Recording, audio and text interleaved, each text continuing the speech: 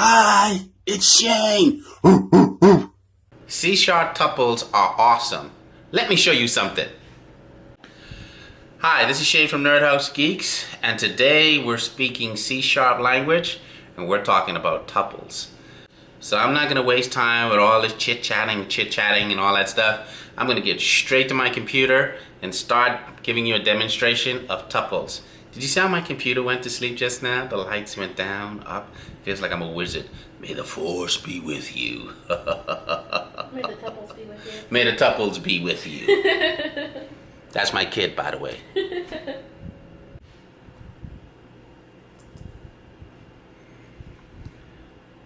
Okay, we're about to get started here. Alright, so I put together a few code snippets so I can speed along this way. And so, alright, I have my little console app. I have some functions there that we'll get to. But, voila. This right here syntax is the syntax for a tuple. And now watch how this works, okay? I'm gonna put a breakpoint right here. I'm gonna run said console app and it's gonna break right there.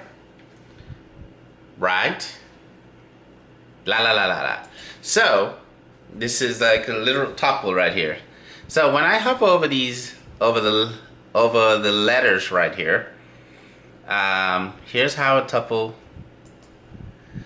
So by default, do you see how item 1, item 2, and so on?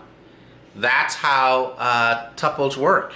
If you don't specify things, it will automatically create this object here where item 1 will have the first value, and then item 2, which is a B, will have your second value. So that's working out the box without defining anything, and we're gonna let it run all the way through.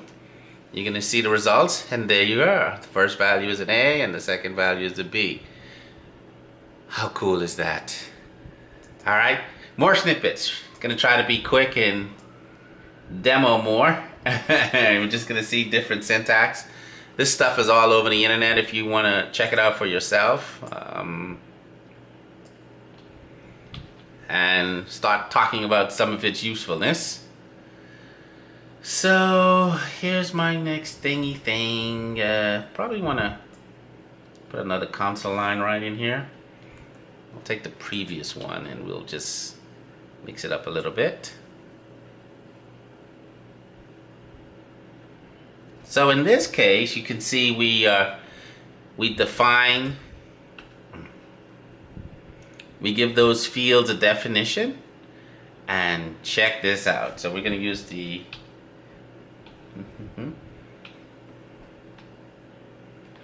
oh boy, isn't it a blast to watch me write? I'm sorry. So in this particular case, sorry for that, we're going to take the name letter, which get this assignment, and we gave it this signature here, dot, look at the alpha. Now, I know that there have been times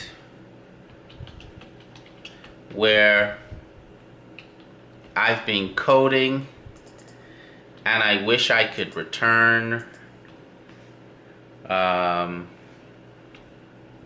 oops, we want it to be beta. Isn't that cool? So just showing you the different options here. And now we're gonna run that again. And voila. So looking at that stuff and seeing all those different options there, you can also name the fields on the right hand side of the assignment. So you saw me name the fields on the left hand of the assignment, of this assignment. So here's the letter, and then I put the names of the fields over here, and these two values automatically populated those fields. And as you can see, the fields showed up here, and it's all connected to our IntelliSense.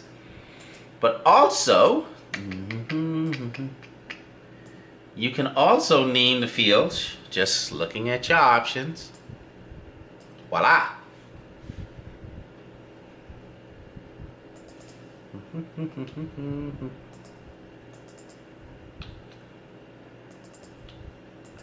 Isn't that cool?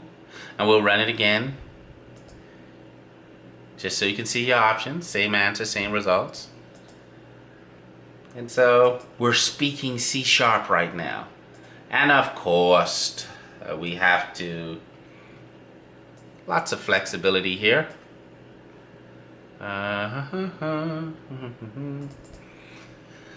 You can specify a name for the fields on both the left and the right hand side of the assignment. And we'll show you what the results are there. I'm a copy and paste guy today. See there? I think I can show you another 100 examples, but I don't think we need it.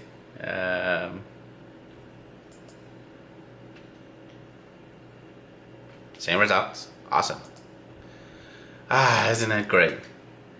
So, I guess the big deal is, so what, Shane?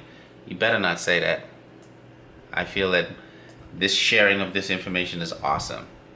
So, I just showed you those little quick examples. You're already a smart guy. You wouldn't be a programmer if you weren't already a smart guy to put it all together. But, now we get to greetings.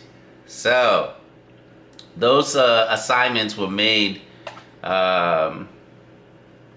just literally right there, but now it really gets interesting when we start looking at functions. Okay, so what we're doing here is saying, listen, we have a function and it's going to return a tuple, and those tuples are going to have 3 fields that they expect to name string, and this is how I'm returning it. Of course, you may have something more elaborate than what I'm showing right now. So what we're going to do is I'm going to really paste in a very masculine piece of code here. Voila! Okay, let's break down the common sense of all of this now. So I'm calling my greeting function down here, and it's going to return a tuple. And you remember when my first example, when I showed you how these, just assigning the tuple or creating the tuple directly, it automatically assigned the value of item 1 and item 2 because I didn't specify any fields. Okay, so the same kind of logic happens here. And this is where tuples get interesting to me, because I've had tons of times when it became like, I don't want to just return an object. I have all the values I need right here in this one call. And what I used to do was, you know, sometimes I would create an object and just like populate the fields in that object and just kick it out there. And I'm just like, yeah, but I'm doing this one object for this one particular case. I would use an out, you know. Didn't seem like it was that intuitive, but at least, you know, we understand it as C# developers. And then this thing came along. And I was like, oh, this is beautiful. So in this tuple, I'm going to be returning, I have a greetings function. And I guess the reason I call it greetings is a tuple literal. And I'm just going to have it return a tuple and populate it. And so when that comes back, it's going to turn this object into a tuple, and the automatic naming of fields 2, 3, 4, 5. I mean, you know, you're not trying to be real crazy about this. And well, let's see if it works. I'm gonna hit run. I am Shane. It's the most important line of code in the world right there. So I'm hoping these little examples here are like, you know, light bulb turned on. You're excited about it. So here we go again. Another function I'm going to be showing off. Let me do my little snippet thing here. Kaboom. Of course. Bye-bye. You've done well. We're going to look at this function here. I don't know. I picked after a card game, so it's going to deal me my cards. I'm going to get Magnus the Orc, Lady Purple. That's going to be my elf. and Zardy. I'm sure I had something else in mind, but that's going to be my wizard. And as you see, unlike these ones where they weren't named, you get that automatic item 1, item 2 feature. Now I'm going to be returning as I did up here with the greeting, but this time I'm going to give those fields names. You're starting to get the hang of it, I know. And so I'm going to assign that value to this, which is going to create a tuple. And now we're going to have orc, elf, and wizard with these values because we named them here in these fields. And of course you already know that this is going to work, but let's do it anyway. Oh my goodness. There's my tuples, and I don't know. Another cool thing that I thought was, it's good enough so you can hang yourself with this stuff. I don't know if that's politically indirect because they talk about hanging. Whoosh. So we're gonna create a dictionary with tuples. To get the whole dictionary thing, I just included system, collections, generic. We know this, if not, we know it now. And so in the key value pair, I can define a tuple, and that's the literal for a tuple. That right there in the compiler is expecting you to do something, creating the tuples. So we're gonna use the tuples dictionary with tuples, which is cool. Could come in kind of handy. I don't know. But anyway, let's take a look at it. And so in the first tuple key combination 100 100, this is fun, and then this is not fun. I could be a little bit more creative than this, but here we have this key reference right here. We're going to put in this key, and it's going to reference this tuple, and based on that we should see this text. Alright, let's go, Mr. Right Line. Explode. Embarrass me. No, it didn't. This is fun. Cool stuff. One more about deconstruction here. Let's go ahead right here. Whoosh. And so I have a deal cards, and it returns a orc, an elf, and a wizard. And I'm naming it my orc. I think I wanted that to be a lowercase r. Instead of being a perfectionist, moron. Okay, yes, I knew it would do. We're going to be deconstructing the tuple. And even though they were named here, the field names that I have here when I'm deconstructing the tuple, which this is called, and I think there's more, they're going to actually contain the values we're expecting.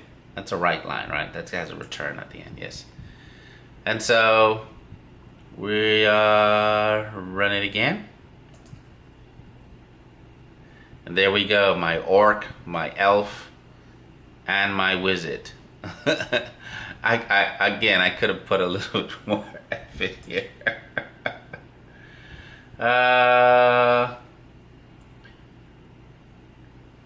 Another thing that might be interesting if you want to continue, and certain program requirements might require, you can use your tuples to populate local variables in your function. So these are local variables. As long as they're the right type, it's going to behave correctly. We're going to run it again.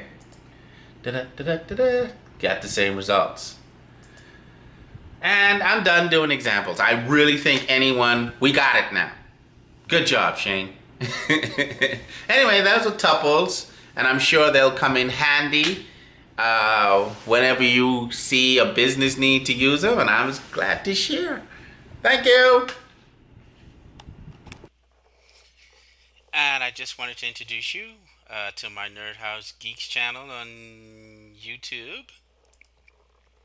And I have other videos out there dealing with other topics, of course.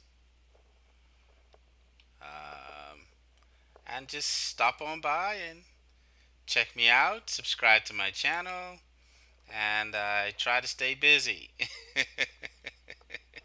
Thank you very much. Thanks for watching my video. Like and subscribe to my channel if you want to. I appreciate it. And I'll share as much as I can about surviving in IT.